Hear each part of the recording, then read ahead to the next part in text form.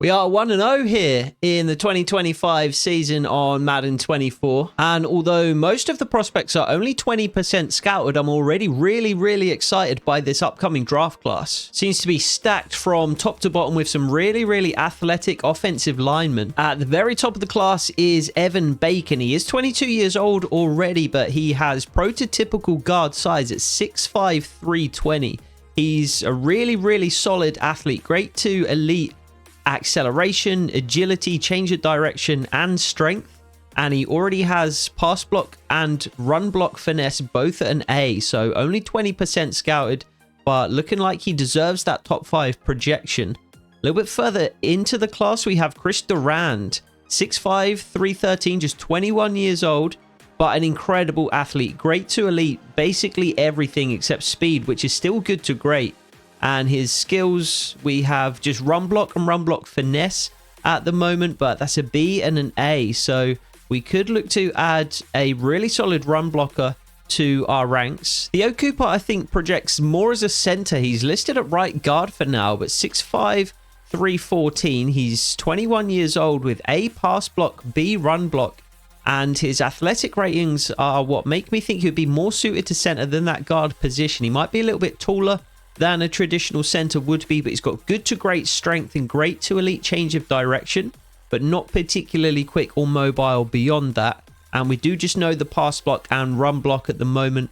He is a well-rounded player though, which again is something that I think would make him particularly suited to center rather than to guard. And then we have a couple of tackles that I would be interested in as well. We obviously don't need a tackle in this upcoming draft. We have Rashawn Slater and of course Joe Alt as our bookend tackles, but at 6'5", 317, Cody Bolden could easily move inside, and he is an unbelievable athlete. Good to great acceleration, great to elite everything else. And although he only has C pass block, he's got B lead block and A run block finesse.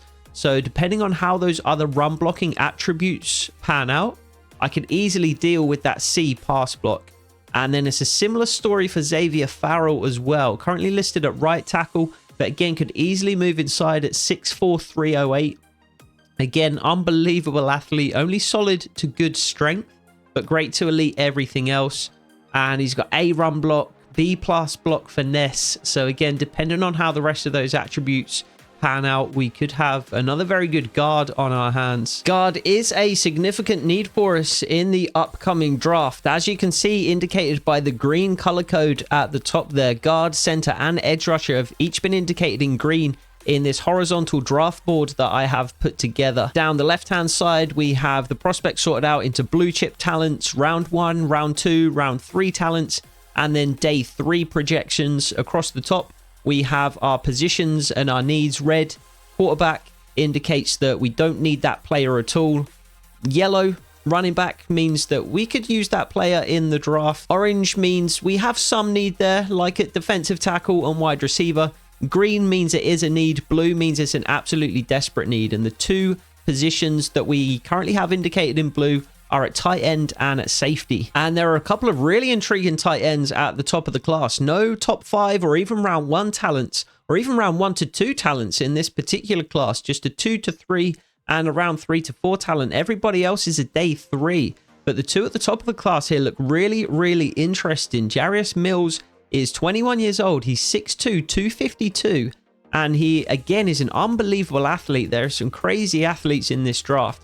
Great to elite speed, agility, good to great acceleration, strength, and he has A deep root and A pass block. So looks to be a really well-rounded player as well as an incredible athlete. Matthew Ward is the other tight end that looks potentially more intriguing. 6'4", 275, only 21 years old, but he's got great to elite everything, literally everything at 275. Great to elite speed, acceleration, agility, change of direction, strength. And he's currently projected to go somewhere in the round 3 to 4 range.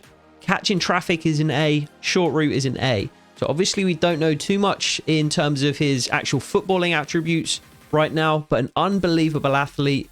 Really intriguing in terms of his size, his build, and he looks like he could grow to be a really well-rounded player as well. They are the only 2 decent tight ends in the entire class though, so if we do want both of these guys, I would be more than open to drafting both Mills and Ward. we're going to have to make sure we move around the draft board and make sure we're in position to take them. And then the final player that I currently have listed on my favorites is Casey Alexander, an edge rusher, 6'6", 265, 21 years old, prototypical edge rusher coming out of the draft in terms of his build.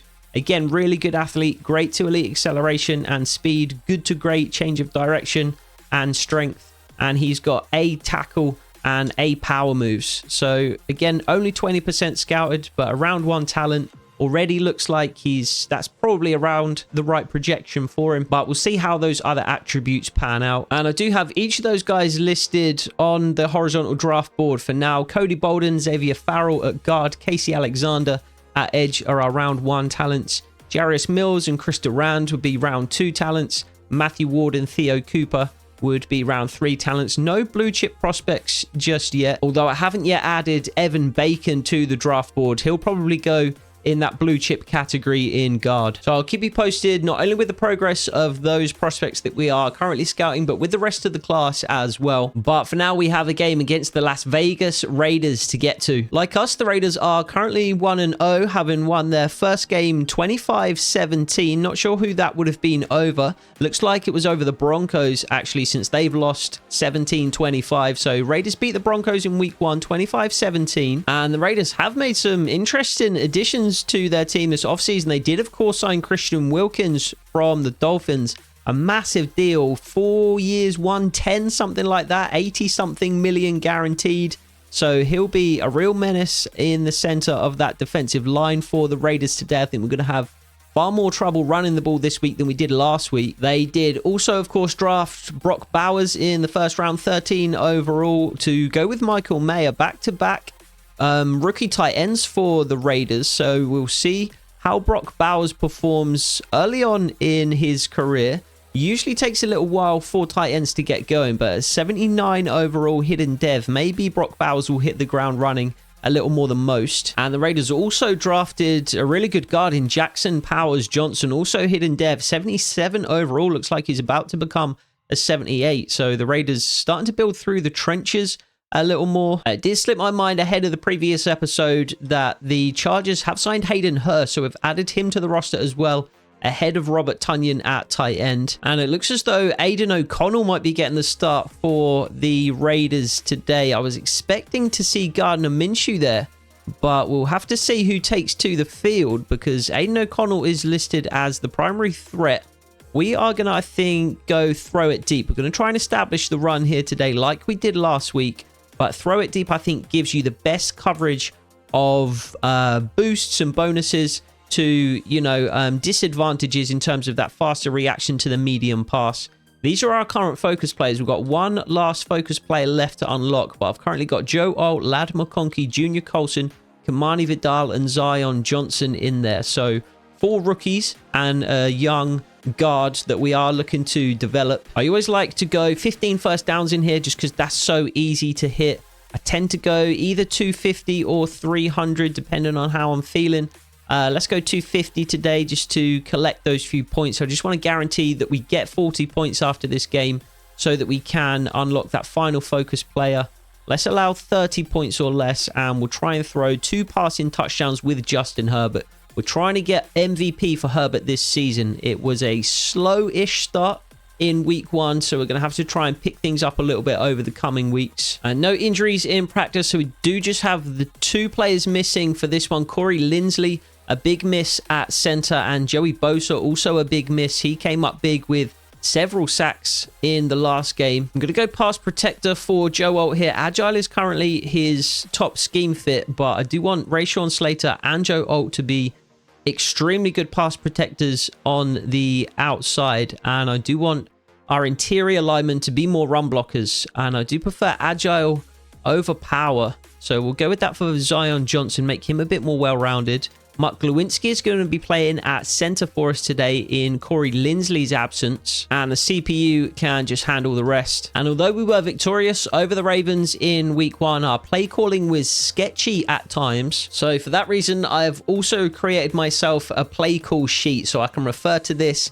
in big spots when I'm struggling to find a play. So on the left-hand side, we've got an opening script, 5 plays that I like to go to at the beginning of the game and potentially coming out for the second half. as well. We've got a handful of run plays in the bottom left-hand corner there. Most of these plays are going to be passes, though, because we can come out in a pass and we can always audible to a run. So there are very few run plays on here beyond those 4 that are listed in the bottom left-hand corner. But we have got situations for just neutral game situations, second and short, second and long, third and short, third and long. We've got some 4th down plays there as well for when we just need to convert. And then on the right-hand side, rather, we've got plays that we like to run in the red zone. And we've got some gadget plays as well for when we want to try and get the ball into the hands of our playmakers. So hopefully that will come in handy today as we head out to... Where are we playing? Allegiant, or are we at SoFi? We're at Allegiant Stadium, hosted by the Raiders.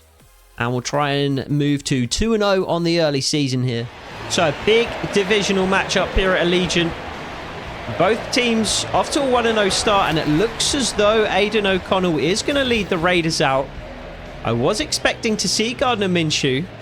He is on the roster. He is higher rated than Aiden O'Connell. But it looks as though the youngster is going to get the start ahead of Minshew Mania as the Raiders line up to receive. We will kick week 2 in the 2025 NFL season. Let's get into it. So it is Aiden O'Connell who leads his team out onto the field. I'm surprised to see that. He did start in week 1 as well. Went 14 of 32 for 146 and a touchdown. Didn't throw a pick. He did pick off Lamar Jackson last week, so we'll try and do the same here today.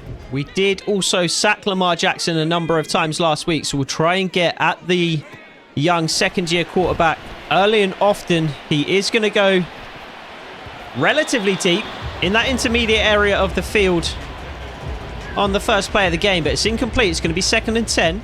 We did also give up a 55-yard run to Lamar Jackson on the first game, in the first play of the season, is what I'm trying and struggling to say. We gave up a 55-yard run to Lamar Jackson on the first play of the season, was that sentence in its entirety. So, an improvement over that, just an incompletion for certain. Junior Colson taking the first snaps of the game here today. He started... Oh, and he was almost there. Did a really good job of bailing out and covering Davante Adams. But it is complete to the former Green Bay wide receiver. Junior Colson was excellent in game 1. He didn't start the game. That was Diane Henley. But Junior Colson was so good when he was on the field that he is getting the start here today alongside Miles Jack at linebacker. And he's showing why he is on the field already in his rookie season. It was complete to Davante Adams as Derwin James absolutely levels Hunter Renfrow. It was complete to Davante Adams, but it was an athletic play to just get back into it from Junior Colson. It looked like a safe enough completion. And it's the first run play of the game for the Raiders. But for no gain, it's going to be 2nd and 10. I'm going to send just a little bit of heat at Aiden O'Connell here.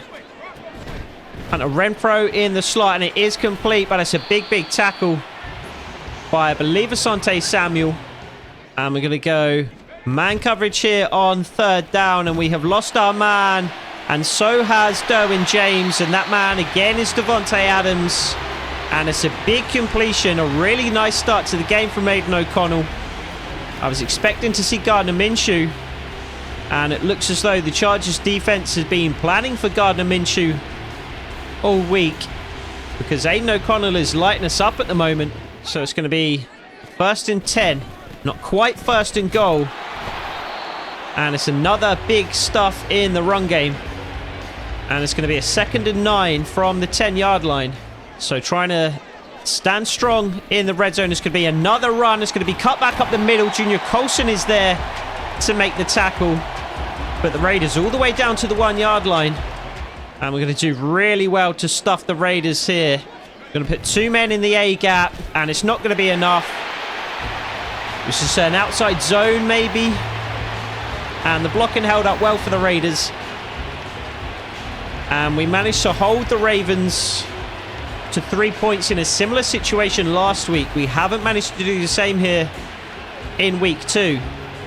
Pending the extra point, it will be a 7-0 Raiders lead here in the first quarter.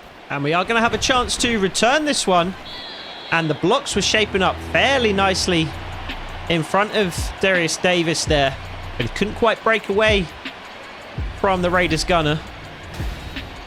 And Justin Herbert will lead the Chargers out. 15 of 24 for 178, 2 touchdowns. There was that one pick, though, against the Ravens. And we're going to run that opening script here on our first drive of the game. Complete to Ladd McConkey underneath with the first play, and he picks up about 12. So a big completion on first down, and we're going to go to the stretch run on second down, and it's another big gain as J.K. Dobbins rumbles forward for 20 yards. So back-to-back explosive plays in our first drive of the game. And this is where we go to play action. We had Quentin Johnston down the field last week. We're just looking for Hayden Hurst underneath this time, and Justin Herbert gets the pass all wrong. So it's going to be a 2nd and 10 from exactly midfield.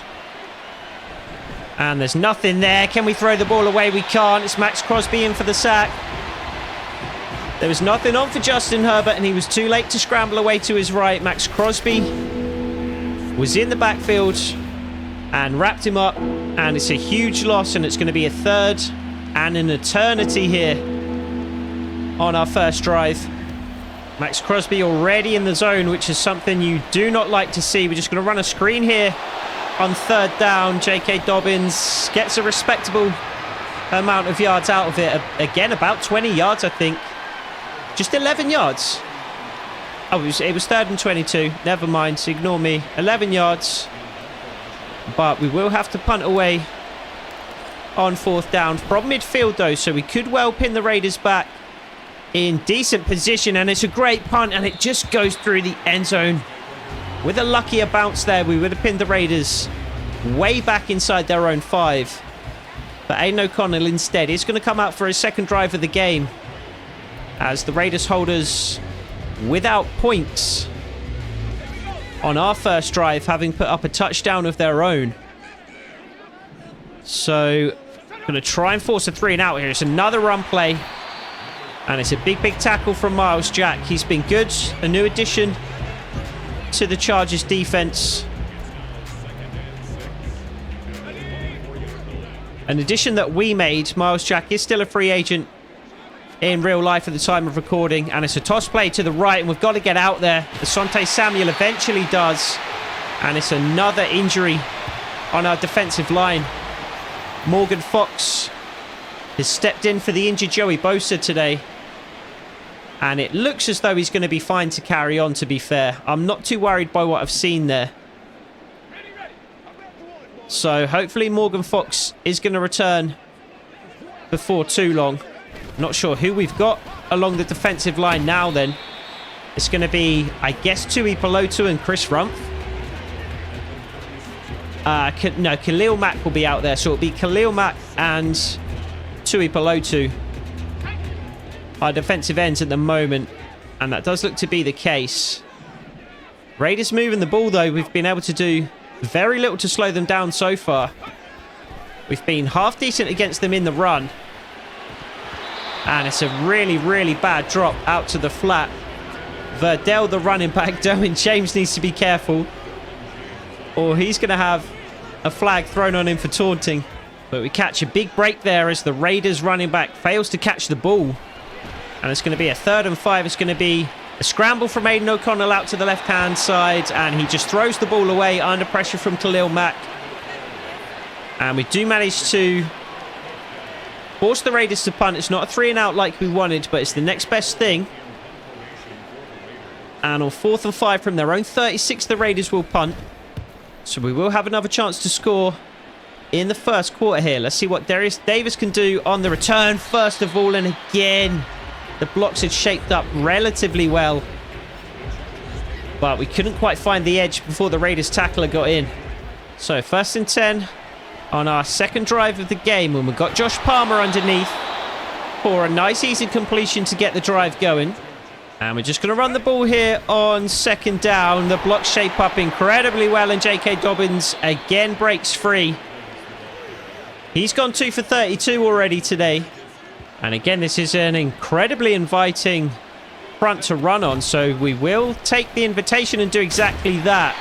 It's just 4 yards this time for J.K. Dobbins, who went 20 for 119 last week. A really, really good performance for his first outing in the Chargers uniform. And we're just going to run the ball again with J.K. Dobbins on second down. Takes it up to midfield once more, so it's going to be a 3rd and 2.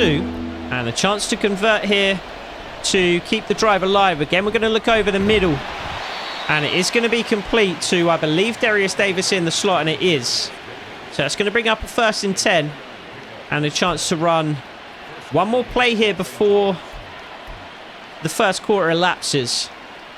Going to try play action and potentially look for Hayden Hurst running up the seam.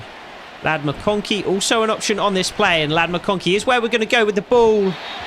And it's almost intercepted by the Raiders safety. Marcus Epps making a play on it. So we do have an opportunity to run one more play, and Max Crosby is in the backfield again, and he's absolutely blown that stretch play up. He's been in the backfield once to sack Justin Herbert. He's in the backfield to tackle J.K. Dobbins for a huge loss. And when we come out for the second quarter, we're going to be faced with a 3rd and 15, I believe. So not a great start to this game offensively. Max Crosby is causing real issues for us, and we're just going to have to try and run a screen to get these yards back. And really good blocking up front. J.K. Dobbins does what he can with it. But it's going to be a 4th and 6 from the 41. And I think we're going to have to punt here. 58-yarder it would be. I don't really want to go for it with 6 yards to gain. So we will punt and just try and pin the Raiders deep. Looks to be a good one. And we could have pinned them inside. Not quite the 5. But we're going to pin the Raiders back at the 8-yard line. That's not so bad. So again, we're going to need to rely on the defense to hold the Raiders here. And that's a big, big tackle. It's not the safety. I thought it was the safety coming down. It's Dan Henley from his linebacker position making the tackle for no gain. And that's exactly the start we needed on this particular drive. It's going to be play action. And it's wide open in the flat for, I believe, Michael Mayer. And he has dropped the ball. The Raiders suffering from a terrible case of the drops early in this game. And we're going to have to try and get to Aiden O'Connell here on 3rd down. And it's a screen play that Junior Colson is all over. And it's another really good defensive stand. And the Raiders again will punt. So another chance to return for Darius Davis. This time he does manage to find the edge, but there are 2 more Raiders there waiting for him. One of whom I believe was an offensive lineman. 66 was huge. So really good opportunity to put some points on the board here in the second quarter. Not a lot on for Justin Herbert. Hayden Hurst does manage to bring it in and does manage to stay in bounds. Not only after the catch, but after the attempted tackle by the Raider. So it's going to be 1st and 10 from the Raiders 40. We're going to try and hit Quentin Johnston underneath, and he's dropped it. The Raiders rubbing off on us in all the wrong ways here. So we'll just look to get the ball and the clock moving again with a counter towards Max Crosby, which is absolutely blown up. This time by, is it Christian Wilkins? Christian Wilkins could well be number 90. And so we've got a work cut out for us to convert here on 3rd and 13. But we may well have something. Hayden Hurst running across the field, but Max Crosby again getting pressure to Justin Herbert. And the pressure told. We did get the ball away on that occasion. Not a sack this time, but it was enough to hurry Justin Herbert up and to force the ball incomplete. So again, we're going to have to punt. Don't think this one is quite as good as the previous. And we're going to pin the Raiders at their 12. We're just punting back and forth to each other at the moment here. So the defense doing its job. The offense not living up to expectation so far today. And it's going to be a check down underneath. Junior Colson can't get there. Asante Samuel and Derwin James between them make the tackle, though. And it's going to be another 1st and 10 for the Raiders. So we're going to run right. And it's a big, big tackle by the safety coming up. So a 2nd and 9 for the Raiders. Devontae Adams is wide open, as is whoever this receiver is, Jacoby Myers. And he manages to bring it in on the touchline for a really nice reception. And moves the chains again for the Raiders. Devontae Adams, big hit. Miles Jack. Devontae Adams does really well to hold on, though. And it's going to be a 2nd and 1 here for the Raiders. And we're going to run man coverage here. I'm not sure how much I love the call. And I was almost in there with Miles Jack. And Asante Samuel was all over that. But Michael Mayer does make the reception underneath. And it's going to be another 1st down for the Raiders. Moving the ball really nicely again, as they did on their first drive. Done well on the last couple of drives to hold the Raiders. But they're finding their groove again now. Not seen a massive amount of Brock Bowers yet today. It's been mostly Michael Mayer. And that's a really, really good tackle from Khalil Mack to force a 3rd down. And if we can hold them here and force a field goal, I wouldn't feel so bad about the way that we started this game. On defense at the very least. On offense, we've been pretty tepid so far, to say the least. Oh, but the Raiders convert. They get just enough. Just 2.6 yards of carry so far for the Raiders run game. But they're doing just enough to convert in big spots. It's going to be another 1st and 10. This time from the 30. It's going to be another run play. This time to the left. And it's a big diving tackle from JT Woods. But he completely whiffs. And that, I think, is the best run of the game for the Raiders so far. So that tells you how well we've been able to bottle them up. But it doesn't stop them moving the ball, though. Again, it's going to be a run left. Miles Jack is there. That allows the safety and the cornerback to both come up and make the tackle. And just a 1-yard gain this time. So we'll try and hold the Raiders just outside the red zone. But they do manage to fall forward for just a single yard. It's going to be a 3rd and 9 here. Just inside the red zone. And we're forcing Aiden O'Connell back. And that may well be out of field goal range. They are going to try it by the looks of it. Tui Pelotu arrived at the quarterback, along with, I believe, one of our linebackers, number 51. I didn't recognize the player, but it's going to be a long field goal here. But it is straight down the middle.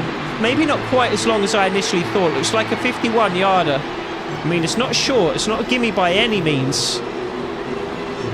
But it's certainly not record-breaking either. So I think we have to be grateful there that we only gave up the 3 points. If we can get something going on offense here to end the first half, we will receive the kick after the halftime break. So if we could go back-to-back scores here, and at least one of those scores is a touchdown, we will at least tie the game up.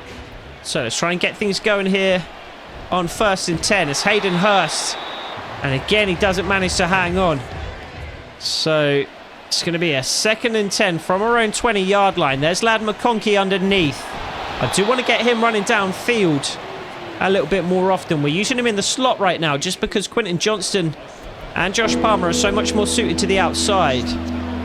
But I do want to get Lad McConkey in that more Z-roll across from Quentin Johnston on the other side. That would necessitate bringing in another competent wide receiver, though. First, though, we do need to convert here for another 1st down, which we failed to do. J.K. Dobbins out of the backfield. Would have had it, I think. But Trayvon Merrick comes up to make the tackle. And it's actually going to be the Raiders who are going to have the final chance to score here before the halftime break. And again, we're going to have to rely on our defense. The special teams unit has done its job at the very least. Not allowing a return for the Raiders. But Aiden O'Connor's going to come out with one more chance to score before we go in for the break. All we have to do is stop them from scoring. They can have yards underneath, but we cannot allow them easy yardage. We cannot allow them easy points. And that is easy yardage if ever I've seen it. So 1st and 10 from midfield for the Raiders. It's just to check down this time. Again to Michael Mayer. And we're going to go man coverage here on 2nd and 2. And the Raiders looking for Jacoby Myers down the field. Couldn't find him. Good coverage from Asante Samuel. And we'll look to stop the Raiders here on 3rd and 2. And he's thrown it right at Junior Colson. I just sat on the route there with the rookie linebacker. We had 2 players crossing behind us. And we allowed the first to move out into the flat. And we covered the second. And we just sat on that so well. And Aiden O'Connell threw it right to Junior Colson. He's been excellent to start the season, Junior Colson, putting a really, really good performance last week. And he's come up with a big interception to end the first half here. So, can we put points on the board to end the first half after all? It's going to be, I believe, Spiller with the reception and out into the flat. It's Isaiah Spiller, so it's going to be a 2nd and 5. And we do have timeouts to work with. We're going to look to see if Quentin Johnston can beat his man down the field here. And we're just going to give him a jump ball. And potentially a flag could have been thrown there for the pass interference, but the linesman lets it go. And instead it's going to be 3rd and 5. A big, big spot. So we're going to go to the screen. And it's absolutely blown up. How is that played so well by the Raiders? Absolutely incredible defense. And they have completely bottled us up in the first half. So we will punt to the Raiders for one final time. Not such a great unit. Not such a great job, rather, by the special teams unit this time. And we are going to go into the halftime break with a +1 turnover differential, but we're going to be down double digits. O'Connell changes the play at the line of scrimmage. I'm not sure I trust him to do that after the decision he made on the last play. He does just switch it back. And it's going to be not a draw play, but it's going to be play action. This time looking for Michael Mayer, but throw us off target. 2nd and 10. And it's going to be just a run play to the left-hand side.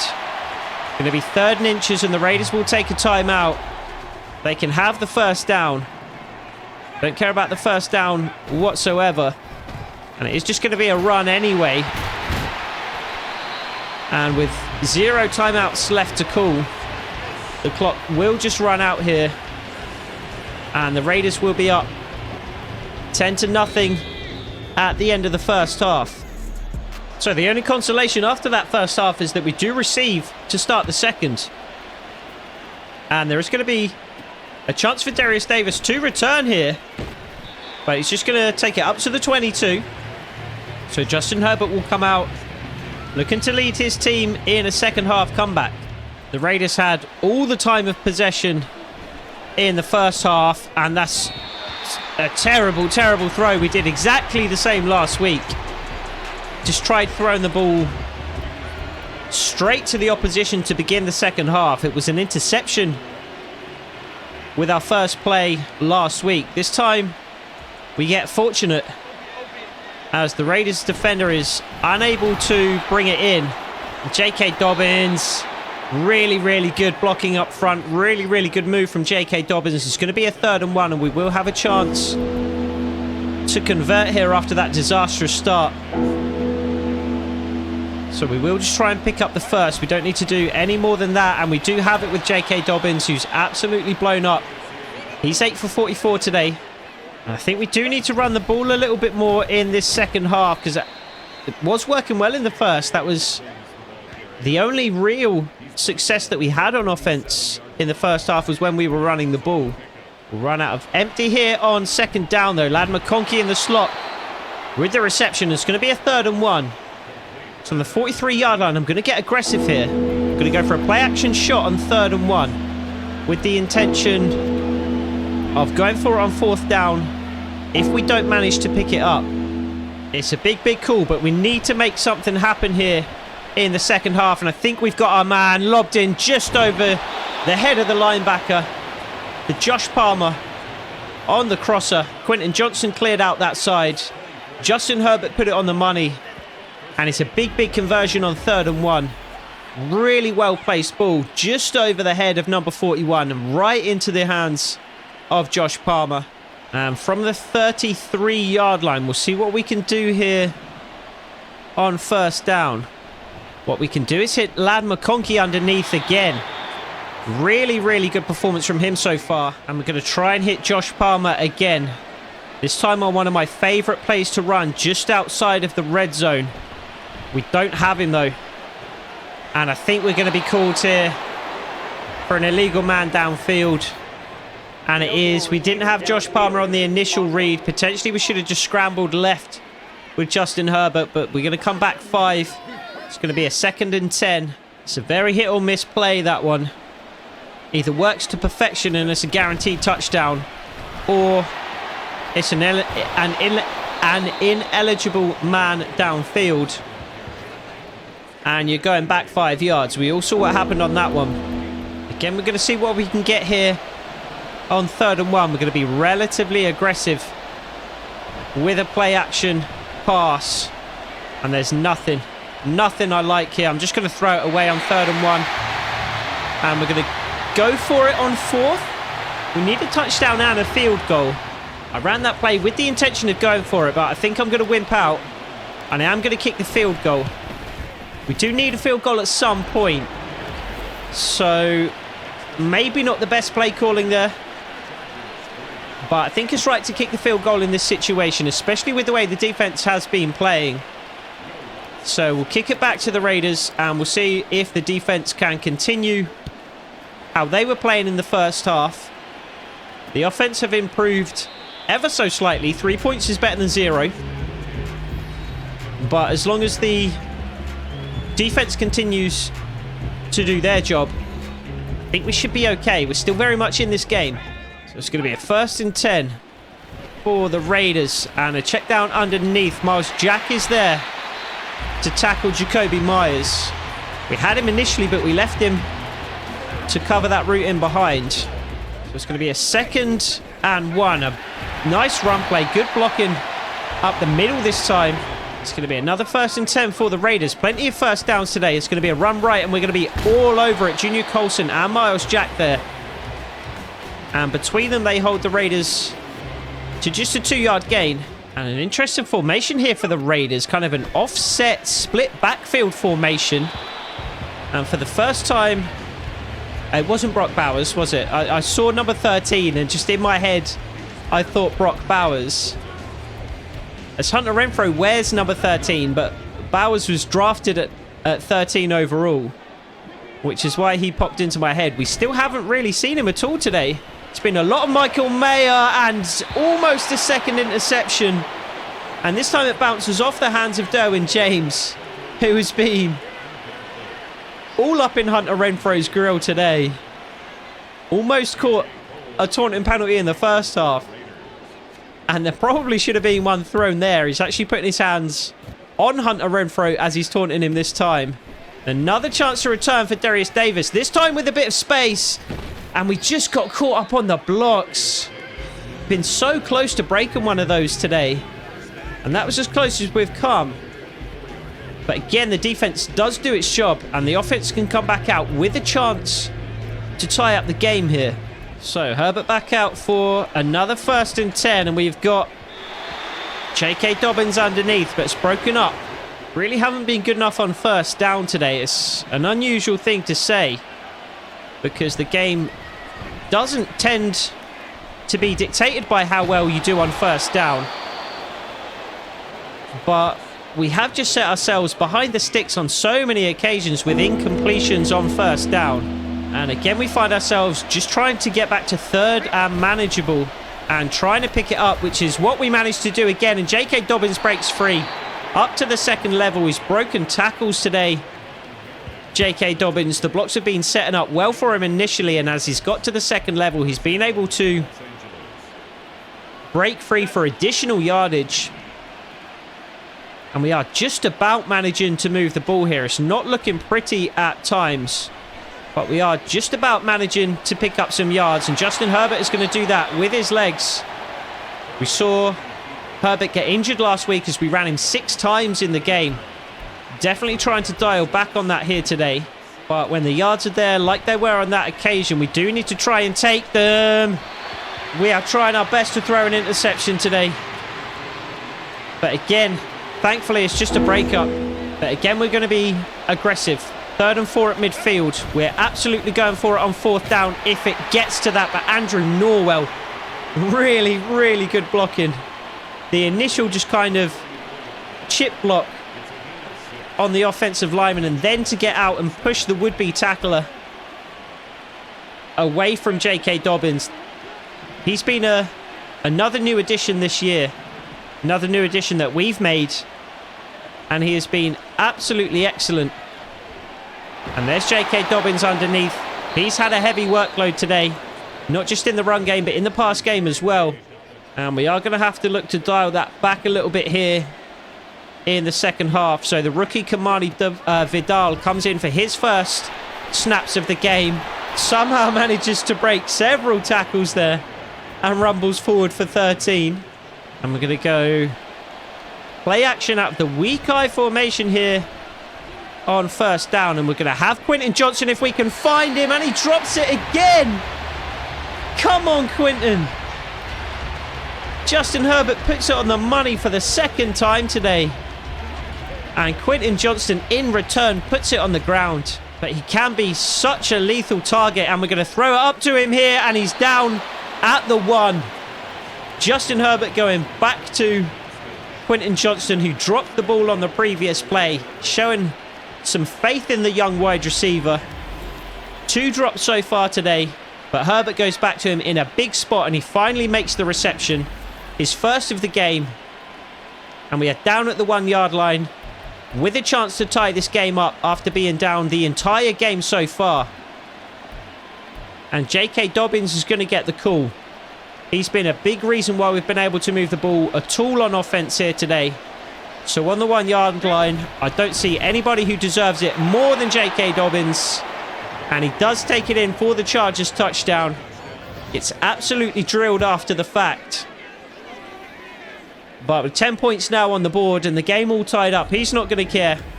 At least the game will be tied up pending the extra point. But Will Lutz makes no mistake. And it is going to be 10 each as we rapidly approach the 4th quarter here. This one has flown by. It's been some pretty ugly football being played. A lot of punting back and forth towards the end of the 1st quarter and all the way into the 2nd. But we've managed to put some points on the board. Finally, the offense finally starting to wake up. And we'll look to continue that here as we approach the final portion of the game. First, we have to stop the Raiders, which we eventually do, but not before a 6-yard gain.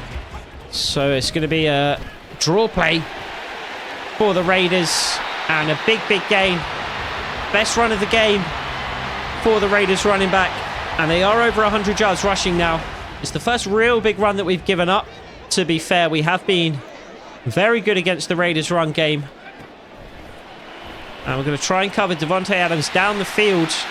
But it's just to check down to Michael Mayer. And it's a good tackle by, I believe, Christian Fulton. As the 3rd quarter comes to an end. And the Raiders just about edging time of possession, or at least plays ran. But far less so than they were in the 1st half. So we've done well to establish at least a bit of credibility in this game. Oh, and what a breakup that is by Derwin James. Diving to break up that pass. We were on Davante Adams with a linebacker. I'm not sure how that ended up happening because I tried to bail out into man coverage when I saw Davante Adams lining up in the slot. But still our only linebacker, I believe, was matched up with Davante Adams, and we tried to cover that with Miles Jack, but there was just too many receivers in the area. I think we had Jacoby Myers covered, but Davante Adams was running in behind, and he's the one that makes the reception.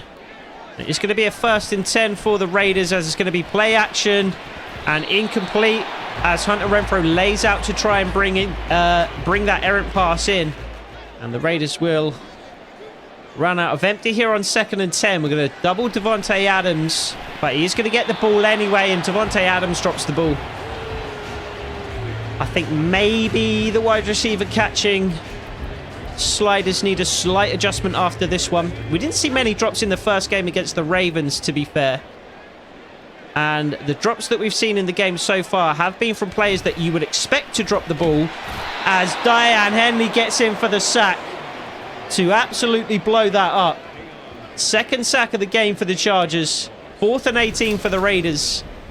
And we're going to force another field goal.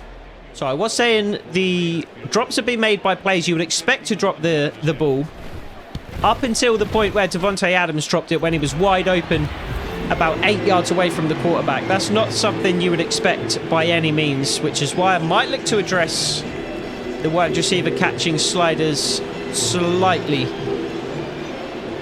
But the Raiders do take a 13-10 lead, and we will have another chance to return here with Darius Davis. And again, the blocks shape up nicely, and we have the edge, and Darius Davis has the speed, but only to get it to the 43-yard line. I thought we were going all the way on that one. We have been this close to breaking it a number of times today. And each time I say that's the closest we've come. That's certainly the closest we've come. And we're going to go back to that opening script that we ran at the very start of the game. First hitting Hayden Hurst out in the flat on the left-hand side. He makes the reception, breaks one tackle, can't break a second. But we're already down to the Raiders 36. And we went play action to the left-hand side in the first half. We're going play action to the right-hand side this time. And again, it's broken up by the Raiders defense. And again, we have another injury on the play. This time, Hayden Hurst, who got the drive started well. He's gone down with an injury now. But we'll just run the ball here on 2nd down. A power run this time with J.K. Dobbins. And he gets 7. It's going to be a 3rd and 3 as we bring Gus Edwards in for his first snaps of the game. Just trying to run up the middle here with Gus Edwards. But it's completely blown up by, again, I think Christian Wilkins. It doesn't look like Wilkins on the back of his jersey. I'm not sure who number 90 is then. 98 must be Christian Wilkins. Hayden Hurst will be able to return. Just a bruised knee. But we'll bring him out of the game for now. And again, we're going to have to kick. If we got 2 yards on there and it was a 4th and 1, certainly I would be going for it. But 4th and 3 from the 29. I think kicking's the right decision, considering we do tie the game up once more here at Allegiant. So we're going to get a bit more aggressive on defense here in the second half. And that does mean sending a bit more heat at Aiden O'Connell. He does manage to find Davante Adams, though. Miles Jack this time getting a little bit feisty. But it's going to be a 2nd and 5 from the 30-yard line for the Raiders. And Miles Jack absolutely swallows up the Raiders running back Verdell. He's had a decent enough game. That one big run really bringing his average up, to be honest. We've got another chance to force the Raiders off the field here with a 3rd and 6. And with a wheel route out of the backfield, Aiden O'Connell looks for his man out in the right flat, and he would have had him. He was wide open. But Aiden O'Connell misses him. And that is one even Gardner Minshew could hit, I think. Gardner Minshew on the bench today, though. The Raiders going with the youngster, the 2nd-year quarterback, who is something of a fan favorite with the Raiders, I believe. How is Gardner Minshew not a fan favorite as well, though? But with 7:20 left on the clock in the 4th quarter, and the game tied up, we have a real opportunity to steal this one away from the Chargers. So let's try and run the ball here on first down and see what we can get. We can get a big game with J.K. Dobbins and a broken tackle and an injury for the Raiders in Byron Young. But it's another big game for J.K. Dobbins, who's had an incredible game today behind that strong offensive line, led of course by Rashawn Slater and Joe Alt. But we do also have Zion Johnson. Andrew Norwell has been surprisingly effective early in the season here. And although Corey Lindsley is currently injured, Mark Lewinsky is doing a perfectly fine job in his stead. Hayden Hurst back on the field, makes the reception, takes it down to the Raiders 22. And I may well go back to that play that we ran earlier on. However, this time we're going to go with the counter. We're going to send Josh Palmer on the same motion, but we are just going to go with the counter run to J.K. Dobbins. Hayden Hurst leads the way. J.K. Dobbins takes it down for another 5, and Rashawn Slater, just as I was talking up the effectiveness of our offensive line, Rashawn Slater goes down again. Doesn't look to be too much of an issue on the sideline there. Just waving his arm around a little bit. I think he'll be all right to continue. But we've got a 2nd and 5. Max Crosby blocked really well, and J.K. Dobbins could find the end zone here, just short. But he takes it down to the 1-yard line. And we have a chance to take the lead for the first time in the game today. J.K. Dobbins isn't going to get the call this time. It's going to be Gus Edwards. And all he has to do basically is fall forward. I'm going to run away from 95 because I know 90 isn't Christian Wilkins. And J.K. Dobbins does squeeze through. And we take a lead for the first time here today in the 4th quarter. We've been behind or level the entire game, and it is 95 who is Christian Wilkins.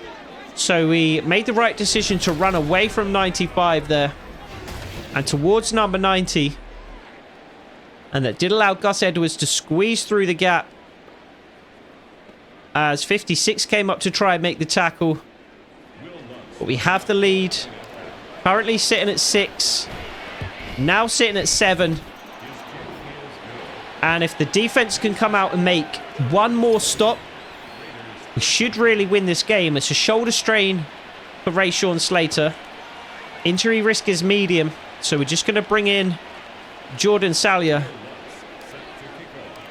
in Rashawn Slater's place for hopefully the remaining drive of the game. So been excellent on defense so far today. We need to be just as good here, and it's a good start.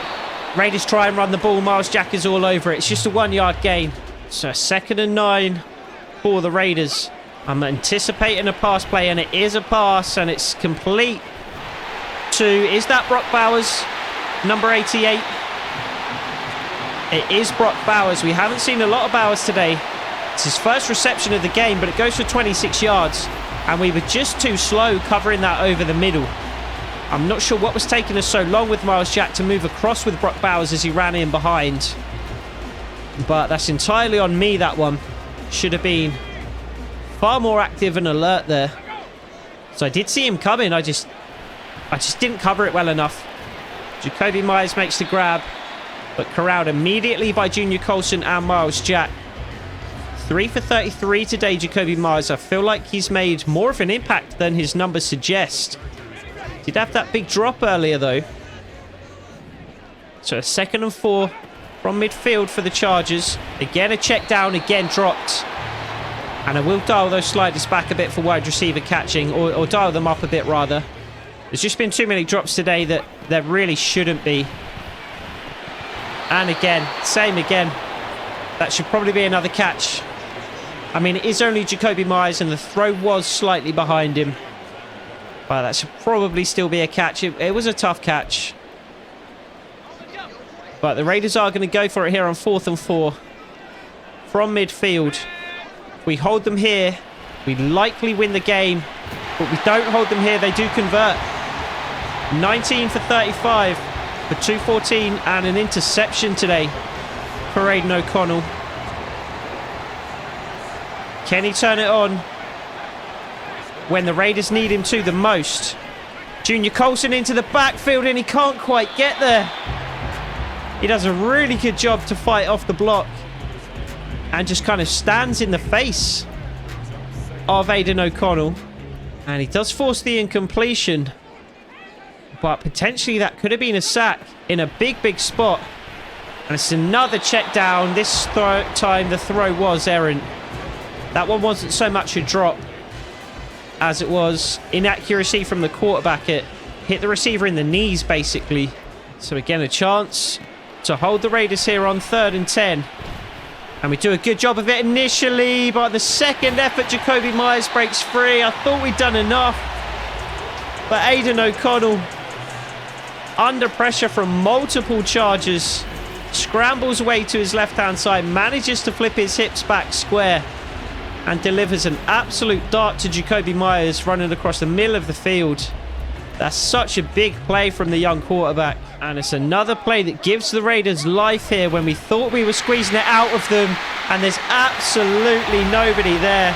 And CJ Burdell walks in for a touchdown. Absolutely nobody in the vicinity for the young running back. No idea where the safeties were.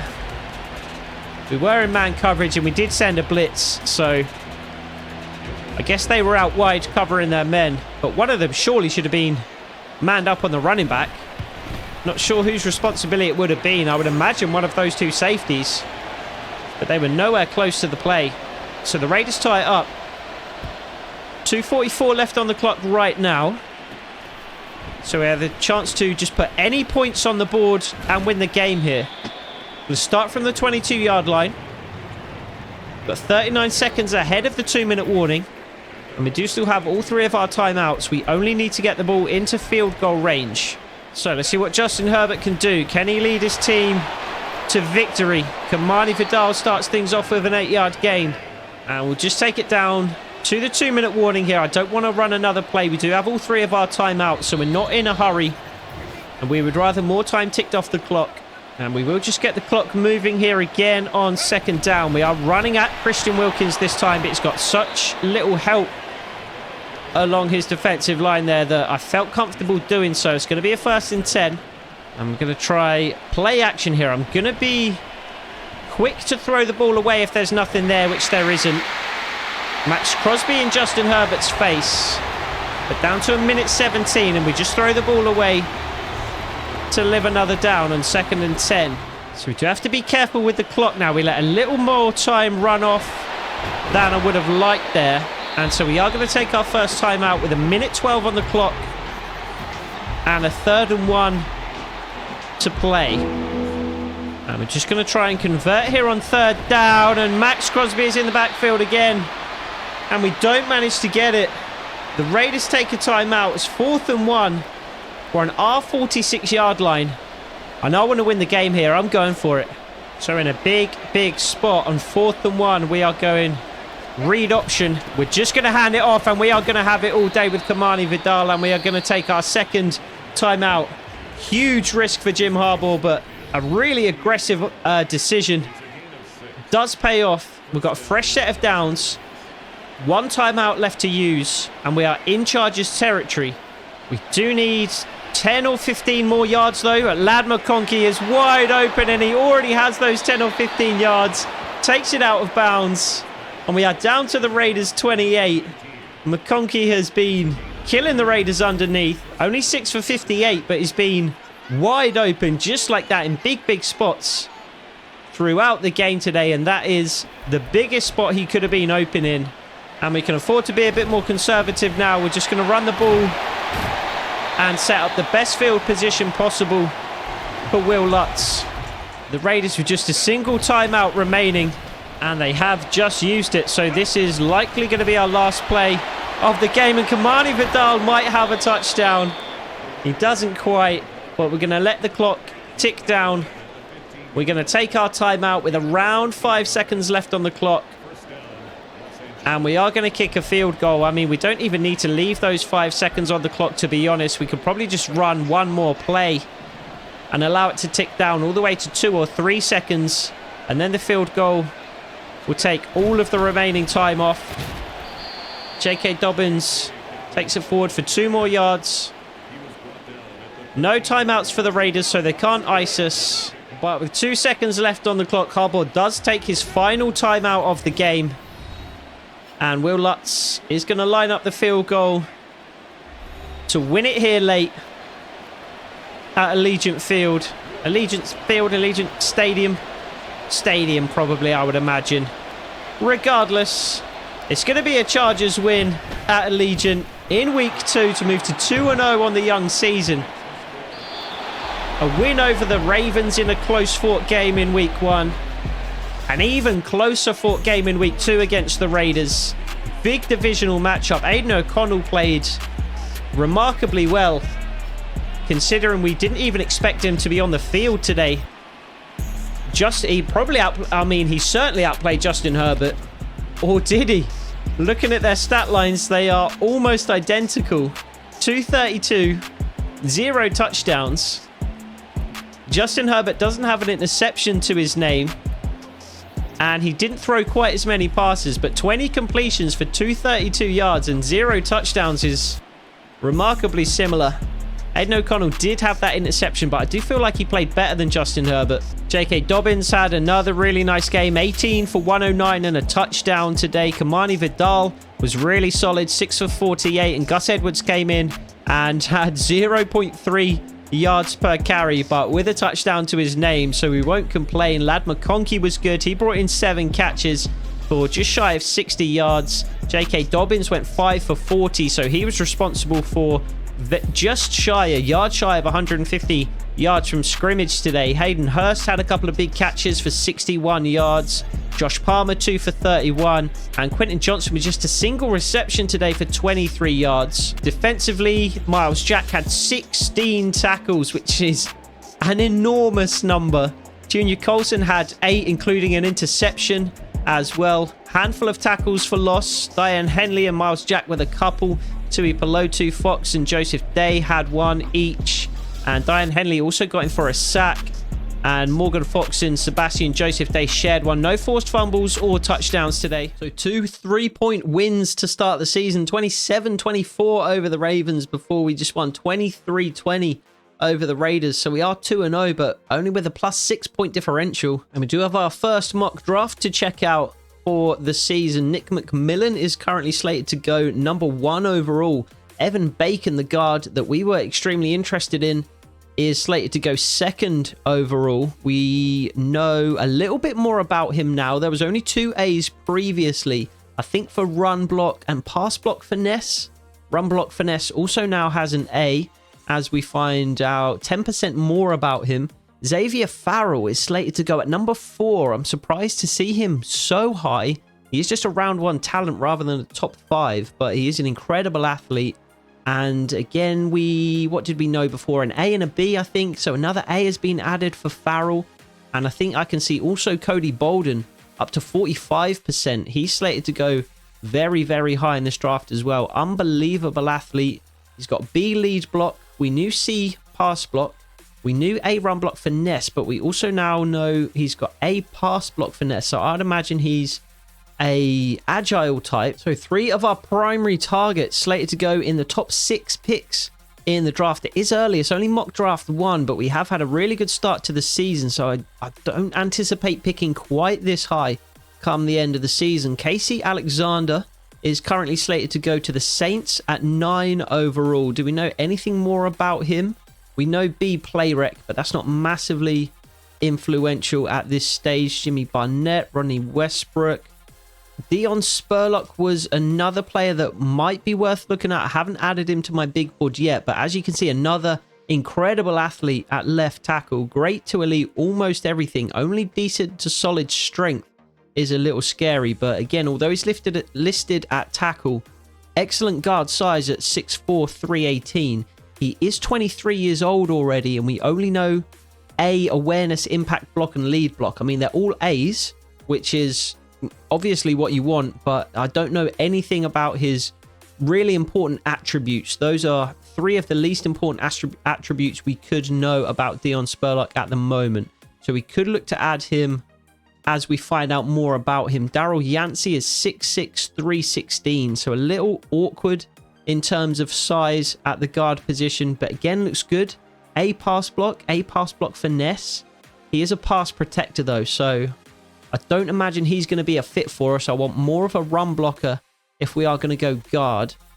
Brandon Gates is a safety, and we are fairly desperate for safety, but he doesn't look very good. C play rec, C tackles, C zone coverage. He's a very good athlete, but I don't like the look of those attributes. And there aren't too many other players at the back end of this mock draft that I'm particularly intrigued by. Marlon Glenn is who we're currently slated to be taken at the back end of the first. Another really good athlete, but again, we don't know anything useful about him. He's got D block shed, D stamina. So 35% scout. We'll keep an eye on him. He's only 5'9", 196. So not exactly the kind of build that I'm looking for at safety. The only other guy that might be worth keeping an eye on is David Cruz. He is a center. He's a fine athlete. He's not bad. Good to great strength and great to elite acceleration, agility, and change of direction would be really nice at center. And he's got A lead block, only D pass block finesse though. Don't know his current type, but I'd imagine he's probably a power blocker. Jamie Acosta was one that I actually overlooked. Currently slated to go at 20 overall to the Bengals. But that might be where we end up picking. We're currently slated to pick at 25, but we have got him 45% scouted, 6'5", 273.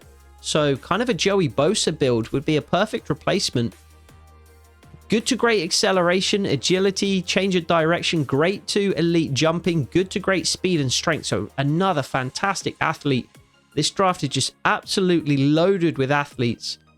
B block shed, B hit power, and A power moves is certainly a good range of attributes that we know about him already. So I'm going to add Jamie Acosta to my big board, as well as Evan Bacon. So this is how the big board is looking right now. Evan Bacon, the only blue chip player that we have on the board, but we've got a couple of guards and a couple of edge rushers in the round 1 range. We've got a couple of players in round 2, a couple of players in round 3. So the big board's starting to take shape early in the season. But for now, we'll move to 2-0 on the young season. The only team in the AFC West to currently be undefeated on the season. We've got a tough matchup against the Atlanta Falcons in week 3. Our defense stood strong here in week 2. They're going to have to do so next week against Kirk Cousins, Bijan Robinson, Drake London, Kyle Pitts, and the rest of the Falcons offense. So we will look forward to that in the next episode. I hope to see you there.